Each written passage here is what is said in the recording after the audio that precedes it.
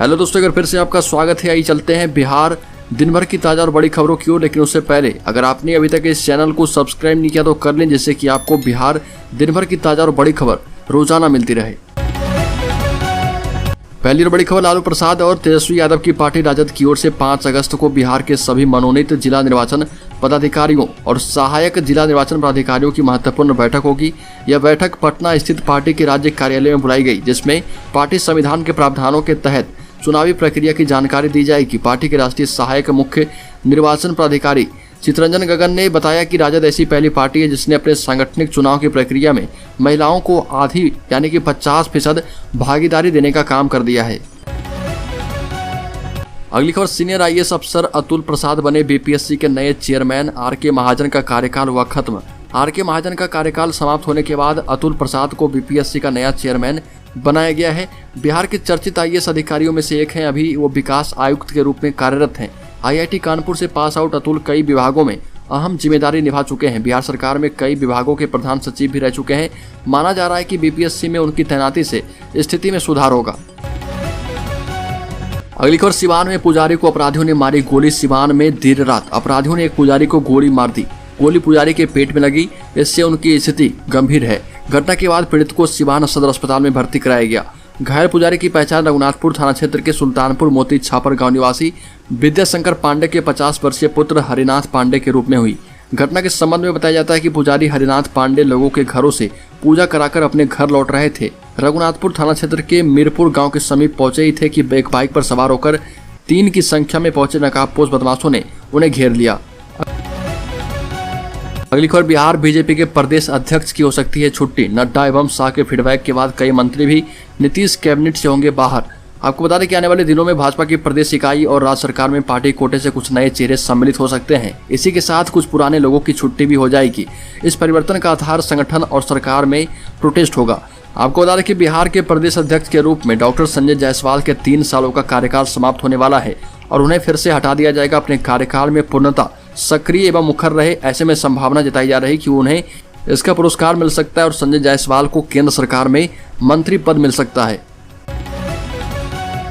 अगली खबर, जन अधिकार पार्टी के राष्ट्रीय अध्यक्ष सह मधेपुरा के पूर्व सांसद राजेश रंजन उर्फ पप्पू यादव ने देश और प्रदेश के हालातों और बढ़ रही महंगाई समेत दही अनाज जैसी चीजों पर जीएसटी की बढ़ोतरी के खिलाफ 22 अगस्त को राजभवन मार्च करने का ऐलान किया है।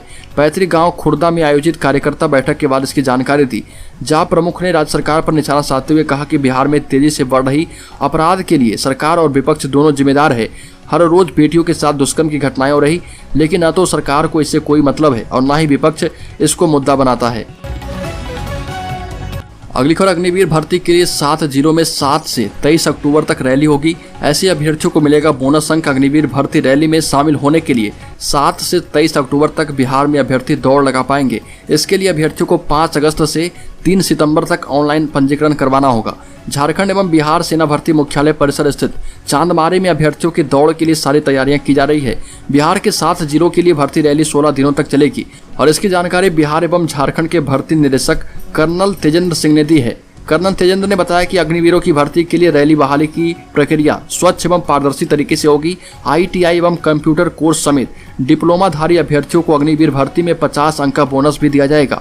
ये भी कहा कि भर्ती प्रणाली कंप्यूटराइज तरीके से होगी, किसी के बहकावे में आने की जरूरत नहीं है। अग्निवीर भर्ती के लिए बिहार के 7 जिले पटना, बक्सर, भोजपुर, सिवान, सारण, गोपालगंज एवं वैशाली में आयोजन किया जाएगा।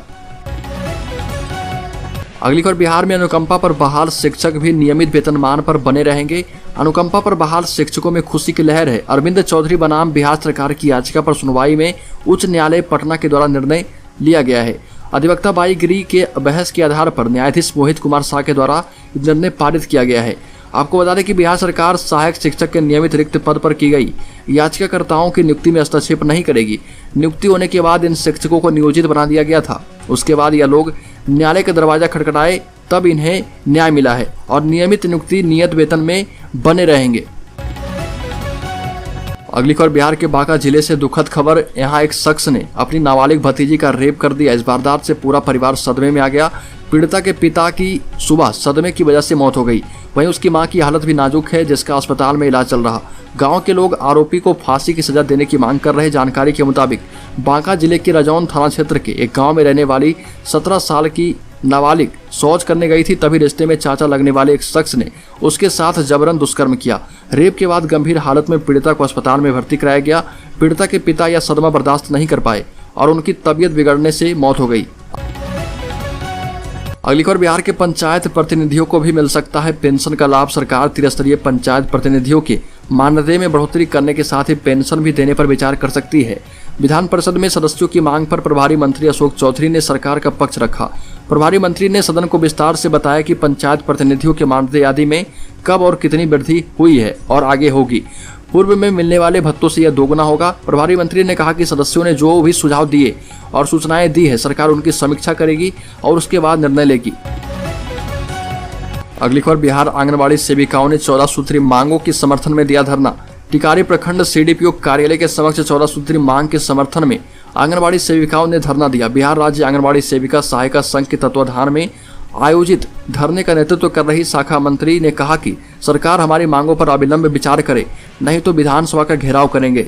सेविकाओं ने कहा कि सेविकाओं को डिजिटल कार्य करने का प्रशिक्षण दिया जाए, गुणवत्तापूर्ण मोबाइल नेट पैक उपलब्ध करवाया जाए, पोषण ट्रैकर के नाम पर सेविकाओं को प्रताड़ित करना बंद किया जाए एवं सुप्रीम कोर्ट के आदेश के मुताबिक सरकारी कर्मी की सुविधा जल्द से जल्द बहाल किया जाए। अगली खबर, राजद की चुनाव प्रक्रिया एक कदम आगे बढ़ चुकी है। सदस्यता अभियान के बाद अब प्रखंड, जिला, प्रदेश एवं राष्ट्रीय अध्यक्ष के चुनाव की प्रक्रिया शुरू होने वाली है। 13 अगस्त को सूची का प्रकाशन और 16 अगस्त से चुनाव प्रारंभ कर दिया जाएगा। प्रखंड अध्यक्षों का चुनाव 29 अगस्त से 2 सितंबर और जिला अध्यक्षों का चुनाव 6 सितंबर से 12 सितंबर के बीच होगा।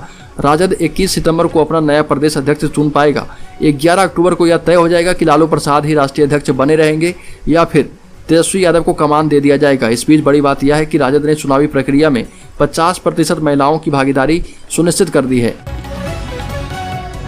अगली खबर, बिहार सरकार का कॉन्ट्रैक्चुअल कर्मियों को तोहफा। पक्की भर्ती में मिलेंगे 25 अंक और आयु सीमा में छूट मिलेगी। बिहार सरकार ने संविदा पर बहाल होकर विभिन्न विभागों में कार्यरत कर्मियों को नियमित बहाली में बड़ी छूट दी है। इसके तहत अगर कोई संविदा कर्मी जिस पद पर काम कर रहे और वो उसी पद पर नियमित बहाली के लिए आवेदन करेंगे तो उन्हें प्राथमिकता दी जाएगी। प्रतिवर्ष किए गए उनकी संतोषजनक सेवा के लिए अधिकतम 5 अंक प्रतिवर्ष की दर से अधिकतम 25 अंकों का वेटेज ये छूट दिया जाएगा। इसी तरह संविदा नियोजन के बाद किए गए कार्य अवधि के समतुल्य समय की छूट अधिकतम उम्र सीमा में दी जाएगी। किसी कार्यरत वर्ष के अंश को भी इसमें शामिल किया जाएगा, परंतु उम्र सीमा में छूट का लाभ वैसे मामलों में नहीं दिया जाएगा जिसमें कानून या नियुक्ति रूलबुक के तहत इसकी अनुमति नहीं है। मसलन पुलिस की नियुक्ति या ऐसे अन्य कई मामलों में उम्र सीमा में छूट की अनुमति कानून या रूलबुक नहीं देती है। ऐसे मामलों में उम्र सीमा में छूट का लाभ नहीं दिया जाएगा। अगली खबर, नेशनल हेराल्ड केस में जारी ईडी की जांच के दौरान यंग इंडिया के दफ्तर को सील किए जाने के बाद कांग्रेस नेता राहुल गांधी ने अपनी कड़ी प्रतिक्रिया व्यक्त की है। राहुल ने कहा कि हम प्रधानमंत्री मोदी से डरते नहीं, उन्हें जो करना है कर लें।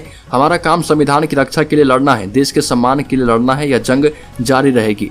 राहुल ने कहा कि हम सत्याग्रह नहीं, अब रन होगा। राहुल के बयान पर भाजपा प्रवक्ता संबित पात्रा ने कहा कि देश का कानून सबके लिए एक है, वरना कांग्रेस अध्यक्ष के लिए बदल सकता है और ना ही कांग्रेस के पूर्व अध्यक्ष के लिए। वो भारत के कानून से भिड़ना चाहते हैं और ना उन्हें कानून से रन करने दिया जाएगा और ना ही रन करके भागने दिया जाएगा। अगली खबर, बिहार में प्लास्टिक पर प्रतिबंध लगने के बाद हुई सबसे बड़ी कार्रवाई। मजिस्ट्रेट के साथ 16 टीम ने शहर में बोला धावा, 3 लाख से अधिक किए गए जुर्माने। प्लास्टिक पर रोक को लेकर जारी प्रतिबंध के बाद देर शाम मुजफ्फरपुर में 2 से 3 घंटे तक शहर को 16 जोन में बांटकर अब तक की सबसे बड़ी कार्रवाई की गई। प्लास्टिक पर कार्रवाई के लिए डीएम एवं एसएसपी ने संयुक्त आदेश जारी किया। संयुक्त आदेश जारी होने के कुछ ही घंटे के बाद सभी 16 स्थानों पर मजिस्ट्रेट एवं पुलिस ऑफिसर्स ने टीम के साथ छापेमारी की। एक साथ पूरे शहर में अभियान शुरू होने से हड़कंप का माहौल बन गया। तकरीबन 3 लाख तक जुर्माना वसूलने का अनुमान है। भारी मात्रा में प्लास्टिक जब्त भी की गई। सरैयागंज टावर पर किराना से लेकर कपड़ा दुकान में टीम पहुंचकर जांच पड़ताल शुरू कर दी। इधर उधर प्लास्टिक छिपाने का प्रयास भी किया गया, लेकिन पकड़े गए। तो दोस्तों, बिहार दिन भर की ताजा और बड़ी खबरों में अभी के लिए इतना। अगर आपने अभी तक इस चैनल को सब्सक्राइब नहीं किया तो कर लें, जिससे कि आपको बिहार दिन भर की ताजा और बड़ी खबर रोजाना मिलती रहे।